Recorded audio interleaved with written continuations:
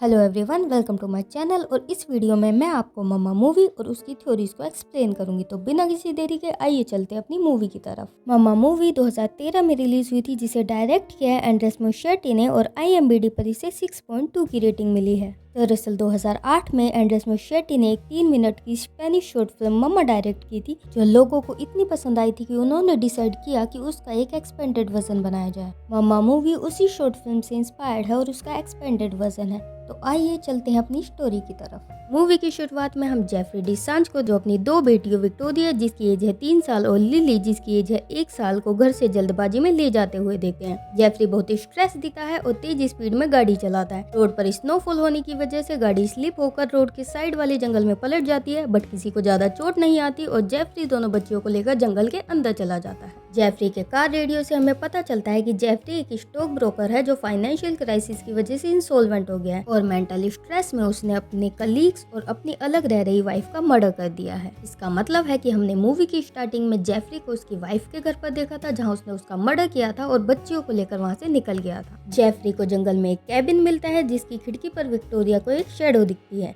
Jeffrey उसकी बातों को इग्नोर करता है और उसे अंदर ले जाता है। कैबिन को देखकर ही पता चलता है कि वो काफी सालों से खाली पड़ा है। जेफरी बच्चों के लिए आग जलाता है और अंदर जाकर खुद को शूट करने की कोशिश करता है। साथ ही हमें विक्टोरिया की आवाज सुनाई देती है जो कह रही है कि बाहर एक औरत है जो हवा में तैर रही है। जेफरी बाहर आता है और रिग्रेट में विक्टोरिया से कहता है कि उसने सब कुछ बिगाड़ दिया है। वो विक्टोरिया का चश्मा उतारता है जो एक्सीडेंट में ऑलरेडी टूट चुका है और विक्टोरिया को खिड़की से बाहर देखने को कहता है। विक्टोरिया के मुड़ते ही वह गन निकालता है, लेकिन तभी एक मिस्ट्री स्पिरिट आकर उसे मार देती है। एक्चुअली जेफरी यहाँ विक्टोरिया और लिली को खत्म करके खुद सुसाइड करने वाला था, लेकिन स्पिरिट उसे ऐसा करने से रोक देती है। देन विक्टोरिया और लिली आग के सामने बैठी होती है और एक चेरी अंधेरे से लुढ़क कर उनके पास आती है। विक्टोरिया चेरी उठाती है और वो दोनों अंधेरे में उसी स्पिरिट की शेडो देखते हैं। सीन स्विच होता है और 5 साल बाद हम ल्यूकस डिसांज को देखते हैं जो जेफरी का जुड़वा भाई है और बिल्कुल उसी की तरह दिखता है। ल्यूकस एक पेंटर है और अपने लापता भाई और उसकी बेटियों को ढूंढ रहा है। ल्यूकस की गर्लफ्रेंड एनाबेल जो बैंड में गिटार प्ले करती है उसे खुशी से बताती है कि वो प्रेग्नेंट नहीं है, क्योंकि एनाबेल को बच्चे नहीं चाहिए। आगे दो आदमियों को जंगल में जेफरी की गाड़ी मिलती है जिन्हें ल्यूकस ने ही उसके भाई को ढूंढने के लिए हायर किया है और वो उस गाड़ी के थ्रू कैबिन तक पहुंच जाते हैं और अंदर जाने पर उन्हें विक्टोरिया और लिली मिलती है, जिनका 5 सालों तक जंगल में रहने की वजह से सोशल इंटरेक्शन खत्म हो चुका है। वो इंसानों से डरती हैं, जानवरों की तरह चलती हैं और थोड़ी वाइल्ड दिखने लगी हैं। ल्यूकस और एनाबेल को उनके मिलने की खबर मिलती है और वो उनसे मिलने जाते हैं। इंस्टीट्यूट में साइकेट्रिस्ट डॉक्टर जेराल्ड उन्हें बताते हैं कि विक्टोरिया से कम्युनिकेट कर सकते हैं, क्योंकि कैबिन जाने से पहले विक्टोरिया भाषा का प्रयोग सीख चुकी थी, लेकिन लिली बहुत छोटी थी और इसलिए लिली के लिए सब कुछ बहुत नया है। जेराल्ड ल्यूकस को विक्टोरिया के लिए नया चश्मा देते हैं और ल्यूकस कमरे में एंटर करता है। वो विक्टोरिया और लिली के पास जाने की कोशिश करता है, लेकिन विक्टोरिया उसे पुश कर देती है। वो चश्मा बेड पर रख देता है और विक्टोरिया चश्मा पहनते ही उसे अपना डैड समझने लगती है। ल्यूकस उसे बताता है कि वो उसका अंकल है, लेकिन विक्टोरिया उसके गले लग जाती है। आगे कोर्ट में डॉक्टर जेराल्ड जज को बताते हैं कि जंगल में अकेले रहने की वजह से बच्चे किसी काल्पनिक एंटिटी को इमेजिन करने लगे हैं, जिसे वो मम्मा बुलाती हैं। उनकी स्थिति में सुधार हो रहा है और फैमिली के साथ रहने और इमोशनल कांटेक्ट में आने से उन्हें हेल्प मिलेगी। ल्यूकस कोर्ट में कस्टडी लेने की बात करता है, लेकिन जीन जो विक्टोरिया और लिली की मदर की रिलेटिव है, वो कहती है कि ल्यूकस बच्चों को नहीं रख पाएगा और इसलिए कस्टडी उसे मिलनी चाहिए। देन हमें जेराल्ड की बातों से पता चलता है कि जीन का घर कंट्री के दूसरी साइड है, जिससे जेराल्ड को बच्चों से मिलने और उनके केस पर काम करने में दिक्कत होगी। इसलिए जेराल्ड ल्यूकस को इंस्टीट्यूट की तरफ से एक घर देता है और ल्यूकस को कस्टडी दिलवा देता है। जेराल्ड बच्चों का डॉक्टर होता है, इसलिए जज उसके सजेशन पर कस्टडी ल्यूकस को दे देते हैं। जीनी से दुखी होती है, लेकिन उसे कोर्ट से विजिटिंग राइट मिलते हैं। आगे हम विक्टोरिया और लिली को घर में आते देखते हैं। लिली विक्टोरिया के पीछे छिपकर चलती है और अंदर विक्टोरिया को उसका पेट डॉग हैंडसम मिलता है, जिसे वो पहचान लेती है। विक्टोरिया हाइपोथेरेपी सेशन के दौरान जेराल्ड को एक कहानी बताती है जिसमें एक औरत दुखी लोगों के हॉस्पिटल से अपना बच्चा लेकर भाग गई थी और जेराल्ड समझ जाता है कि विक्टोरिया किसी मेंटल या साइकेट्रिक हॉस्पिटल की बात कर रही है। अगले सीन में जेराल्ड इस कहानी की सच्चाई जानने के लिए क्लिफ्टन फौज की एक बिल्डिंग में जाते हैं, जहां उस एरिया के पब्लिक रिकॉर्ड्स रखे जाते हैं। वहां काम करने वाली लेडी लुइस उन्हें बताती है कि इस एरिया में कोई भी साइकेट्रिक या मेंटल हॉस्पिटल नहीं है जो उनके पेशेंट विक्टोरिया की कहानी से मैच करे। आगे वो उन्हें एक लॉग बुक देती है जिसमें लगभग 150 साल पुराने मेंटल हॉस्पिटल के रिकॉर्ड होते हैं, जो वो क्लिफ्टन फोर्ज में था, लेकिन वो सन 1878 में बंद हो चुका है। लॉग बुक पे वो एक पेशेंट की फाइल उन्हें दिखाती है जिसका नाम एडिथ ब्रेनर होता है। मैं आपको क्लियर कर दूं कि क्लिफ्टन फोर्ज में ही वो कैबिन था जहां लिली और विक्टोरिया 5 सालों तक रही थी। हम लिली को मम्मा के साथ खेलते हुए देखते हैं और एनाबेल उनकी आवाज सुनकर रूम में जा रही होती है। तभी विक्टोरिया एनाबेल को बचाने के लिए पीछे से उसे रोकती है और बाहर भेज देती है और खुद रूम में चली जाती है। अब तक तो आप समझ ही गए होंगे कि कैबिन वाली स्पिरिट को ये बच्चे मम्मा बुलाते हैं। आगे एनाबेल दरवाजे के पास एक शेडो यानी मम्मा को देखती है। ल्यूकस बाहर चेक करने जाता है और उसे दीवार पर एक काला निशान फैलता हुआ नजर आता है जिसके अंदर से एक पतंगा निकलता है। ल्यूकस उसे पास जाके देखता है, तभी निशान से बाहर मम्मा आती है, ल्यूकस को धक्का देती है। ल्यूकस सीढ़ियों से नीचे गिरता है और टेम्परेरी कोमा में चला जाता है। एनाबेल हॉस्पिटल में जेराल्ड को बताती है कि वो बच्चों का ख्याल नहीं रख पाएगी, लेकिन जेराल्ड उससे कहता है कि उसे करना होगा, नहीं तो ल्यूकस बच्चों की कस्टडी खो देगा और एनाबेल ल्यूकस के लिए मान जाती है। एनाबेल एक नाइटमेयर देखती है जिसमें वो लिली को एक अलमारी के सामने से जाते हुए देखती है जिसमें से अजीब सी आवाजें आ रही हैं। जेराल्ड दीवारों पर विक्टोरिया और लिली की पेंटिंग्स देखता है और एनाबेल उसे बताती है कि वो दोनों दीवारों से बात करती हैं और किसी को मम्मा बुलाती है। हमें विक्टोरिया और लिली की अलमारी में एक शेडो दिखती है और लिली विक्टोरिया से कहती है कि विक्टोरिया आओ मम्मा। एनाबेल को उनके रूम से लोरी गुनगुनाने की आवाज आती है और कमरे में जाने पर उसे अलमारी खुली दिखती है जिसे वो बंद करने जाती है, लेकिन विक्टोरिया उसे अलमारी के पास जाने से मना करती है। एनाबेल अलमारी बंद करती है और उन दोनों को सोने के लिए बोलकर वहाँ से चली जाती है। एनाबेल जेराल्ड से कहती है कि कोई विक्टोरिया और लिली से मिलने आता है।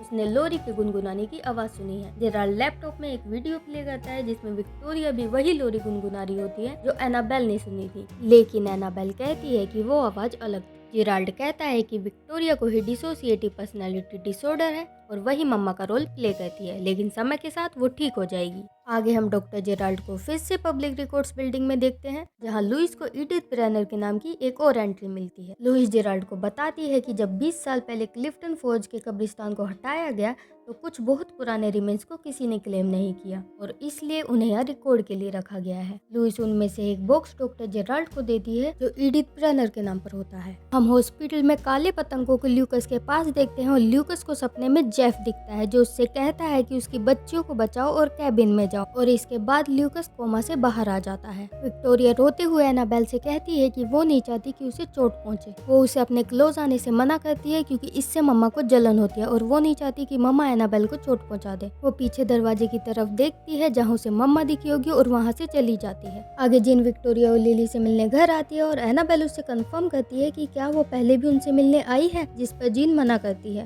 जीन को लगता है कि विक्टोरिया एनाबेल और लिली का ध्यान ठीक से नहीं रख रही है और वो बाहर जाकर सोशल सर्विस से कहती है कि बच्चों को अब्यूज किया जा रहा है, जिस पर वो उसे एविडेंस लाने को कहते हैं। अगले सेशन के दौरान जेराल्ड विक्टोरिया से पूछता है कि क्या लेक वाले कैबिन में मम्मा उनके साथ रहती थी और वो कहाँ रहती थी, जिस पर विक्टोरिया कहती है कि दीवारों में। जेराल्ड आगे पूछता है कि अब वो कहाँ है, क्या वो इसी घर में है और उनके साथ आई है, जिस पर विक्टोरिया कहती है कि उसे नहीं पता। विक्टोरिया को एडिथ ब्रेनर की फोटो दिखाकर पूछता है कि क्या यही मम्मा है, जिस पर विक्टोरिया चिल्लाने लगती है और उसे जाने को कहती है। अचानक जेराल्ड को पीछे से एक अजीब सी आवाज आती है। वो मुड़कर देखता है तो पूरे दीवार पर काला निशान फैलने लगता है और जेराल्ड वहाँ से चला जाता है। जेराल्ड रूम से बाहर आकर एनाबेल को कुछ नहीं बताता। देन वो गाड़ी में बैठकर पीछे घर की तरफ देखता है जहाँ उसे खिड़की पर मम्मा दिखती है। यहाँ डॉक्टर जेराल्ड समझ जाते हैं कि मम्मा सच में है और वो आगे उस पर रिसर्च करने के लिए कैबिन में जाते हैं। एनाबेल एक नाइटमेयर दिखती है जिसमें एक औरत मेंटल हॉस्पिटल में नर्स पर हमला करती है और उससे बच्चे को छीनकर भाग जाती है। लोग उसका पीछा करते हैं लेकिन आगे रास्ता खत्म हो जाता है और वो बच्चे को लेकर क्लिफ से कूद जाती है। बीच में वो एक पेड़ की ब्रांच से टकराती है जहाँ उसका बच्चा अटक जाता है और वो नीचे लेक में गिर जाती है। ली को खिड़की पर मम्मा दिखती है और वो विक्टोरिया को साथ चलने के लिए कहती है, लेकिन विक्टोरिया उसे जाने से मना करती है। ली खिड़की से बाहर चल जाती है और मम्मा को ढूंढने लगती है। सीन स्विच होता है और हम जेराल्ड को कैबिन में देखते हैं जहाँ दीवार पर वैसा ही निशान होता है जैसा ल्यूकस के घर की दीवार पर था। तभी वहाँ मम्मा आती है और उसे खत्म कर देती है। एनाबेल विक्टोरिया और लिली के रूम में जाती है जहाँ लिली नहीं होती।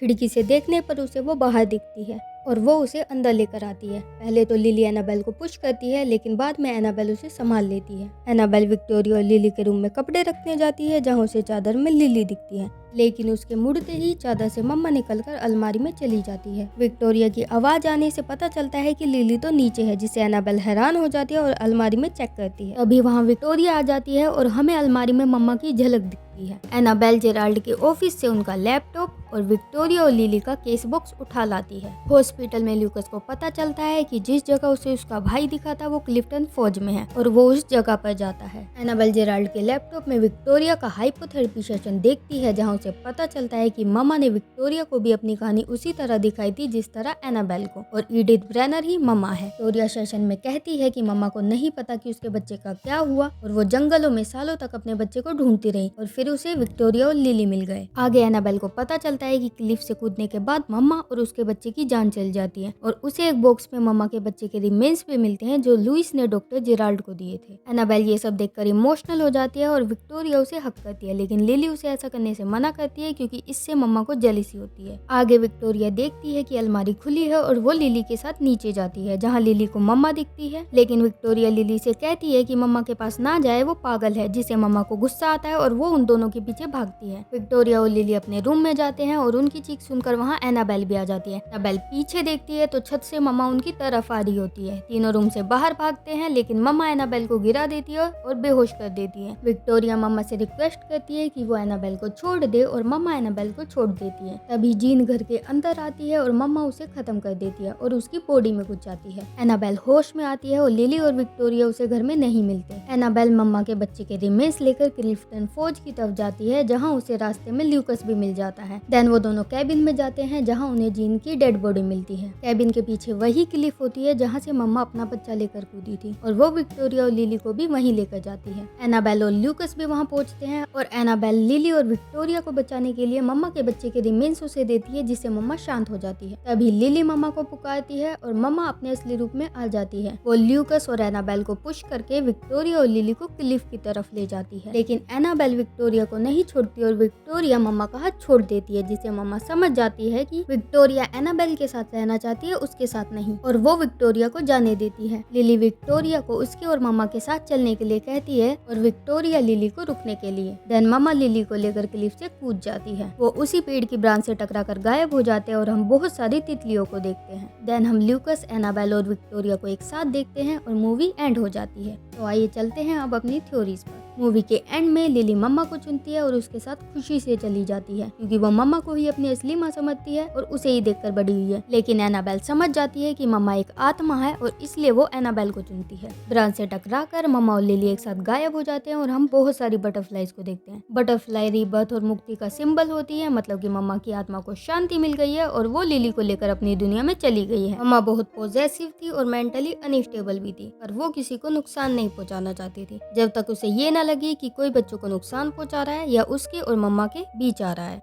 मेंटल पेशेंट होने के साथ मम्मा एक माँ भी थी जो अपने बच्चे के साथ रहना चाहती थी, इसलिए वो मरने के बाद भी अपने बच्चे की तलाश में सालों तक भटकती है और जब उसे लिली और विक्टोरिया मिल जाते हैं तो वो उन्हें अपने बच्चों की जगह मानने लगती है। मम्मा के कैबिन की दीवार पर, विक्टोरिया और लिली की अलमारी में और कभी कभी ल्यूकस के घर की दीवारों पर भी हम एक काला निशान देखते हैं, जिससे हमें पता चलता है कि मम्मा उस काले निशान से दीवारों के थ्रू कैबिन से घर तक ट्रेवल करती थी। मूवी में हम एनाबेल को भी बदलते हुए देखते हैं, जिसे स्टार्टिंग में बच्चे नहीं चाहिए थे। वो ल्यूकस के लिए विक्टोरिया और लिली के साथ रहती है, लेकिन धीरे धीरे वो उन्हें एक्सेप्ट करने लगती है और एंड तक अपनी जान की परवाह ना किए बिना उनके लिए मम्मा से लड़ती है। So thank you so much for watching my video. मिलते हैं अगली वीडियो में, जब तक के लिए bye bye, take care and be kind.